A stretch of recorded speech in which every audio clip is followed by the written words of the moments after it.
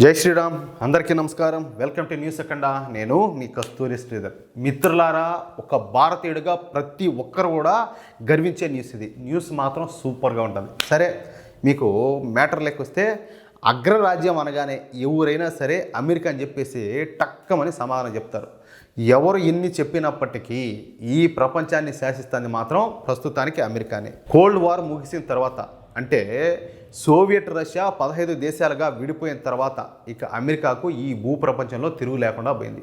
ఇక ఈ ప్రపంచానికి అమెరికానే పెద్దన్న పాత్ర అయితే పోషిస్తాను. ఇక అమెరికా అధ్యక్షుడు అంటే ఈ ప్రపంచంలోనే అత్యంత శక్తివంతమైన నేత అని అర్థం అనమాట. ఒక్క జో బైడెన్ తప్పించి, ఏది ఇప్పుడు ప్రస్తుతానికి అధ్యక్షుడిగా ఉన్నాడు కదా ముసలకొక్క జో బైడెన్, వాడు తప్పించి ఇంతవరకు అమెరికాను పరిపాలించినటువంటి అధ్యక్షులంతా కూడా శక్తివంతమైన వాళ్ళే. ఇక అమెరికాలో గత సంవత్సరం అధ్యక్ష ఎన్నికలు అయితే జరిగినాయి. ఈ అధ్యక్ష ఎన్నికల్లో డొనాల్డ్ ట్రంప్ ఘన విజయం సాధించాడు. ఇక డొనాల్డ్ ట్రంప్ ఈ నెల 20వ తారీఖున అమెరికా అధ్యక్షుడిగా ప్రమాణ స్వీకారం అయితే చేయనున్నాడు. ఇక డొనాల్డ్ ట్రంప్ గురించి చెప్పాలా అంటే, ఇంతవరకు అమెరికాను పాలించినటువంటి అధ్యక్షుల్లో అత్యంత బలహీనమైన వాడు ఎవరయ్యా అంటే ఈ జో బైడెన్. అట్లాంటిది అత్యంత బలమైన అధ్యక్షుడిగా పేరు పొందిన వాళ్ళు డొనాల్డ్ ట్రంప్ అనమాట. తాను మొదటిగా అంటే ఇంతకుముందు ఒకసారి ఆయన అధ్యక్షుడిగా పనిచేశాడు కదా, ఆ అధ్యక్షుడిగా పనిచేసిన సమయంలోనే తనంటే ఏంటో డొనాల్డ్ ట్రంప్ అయితే నిరూపించుకున్నాడు. ముఖ్యంగా ఈ బలమైనటువంటి చైనాకు, అలాగే కొన్ని జిహాదీ భావజాలైనటువంటి ఇస్లామిక్ దేశాలకు ఈ డొనాల్డ్ ట్రంప్ చుక్కలు చూపించాడు. అనేక సంస్కరణలు తీసుకొని వచ్చాడు.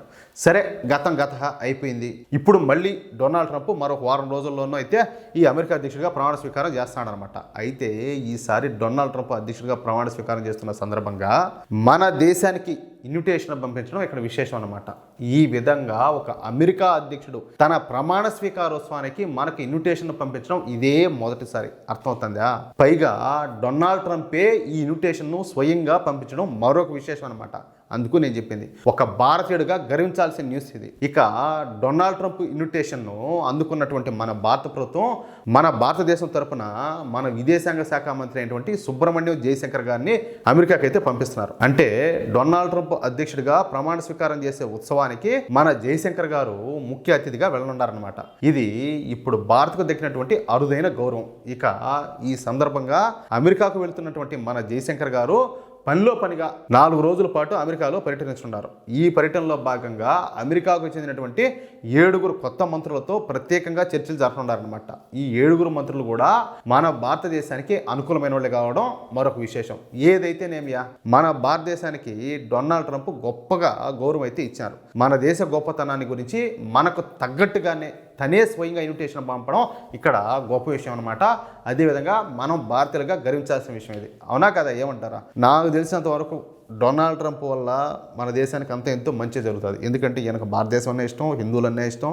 సరే, కొంతమంది అది రాజకీయం అంటారు, లేకపోతే ఇంకోటి అంటారు. రాజకీయ పార్టీలు రాజకీయాలు చేస్తాయి. కానీ ఈ జో బైడెన్ లాగా దిగజారి దేశానికి నష్టం చేయాలా, దేశాన్ని సర్వనాశనం చేయాలని చెప్పి మాత్రం అనుకోరు. మీకు తెలుసా తెలీదా? ఈ జో బైడెన్ హయాంలో ఈ జార్జ్ సోరేస్, ఈ డీప్ స్టేట్ ఇట్లా వాళ్ళందరూ కలిసి దేశాన్ని ఎంత సర్వనాశనం చేయాలనుకున్నారో నేను చాలా వీడియోలో చెప్పిన. మీకు గుర్తుండదో లేదో, అర్థమవుతుందా? కాబట్టి నాకు తెలిసినంత వరకు ఖచ్చితంగా ఇప్పుడు వస్తున్నటువంటి ఈ డొనాల్డ్ ట్రంప్ హయాంలో మాత్రం ఖచ్చితంగా మనకు మన దేశానికి మంచి జరుగుతుందని చెప్పి నేను భావిస్తున్నాను. నేను చెప్పింది కరెక్టే అని చెప్పి మీకు అనిపిస్తే మిత్రులారా, ఈ న్యూస్ నలుగురికి షేర్ చేయండి. అదేవిధంగా ప్రతి ఒక్కరు కూడా మీ యొక్క అమూల్యమైన అభిప్రాయాలను కామెంట్ రూపంలో తెలియజేయండి. ఇంకొక విషయం, తప్పనిసరిగా మా ఛానల్ సబ్స్క్రైబ్ చేసుకోండి. సబ్స్క్రైబ్ చేసుకోవడం ఏం మాత్రం కూడా మర్చిపోవద్దు. ప్లీజ్. జై శ్రీరామ్.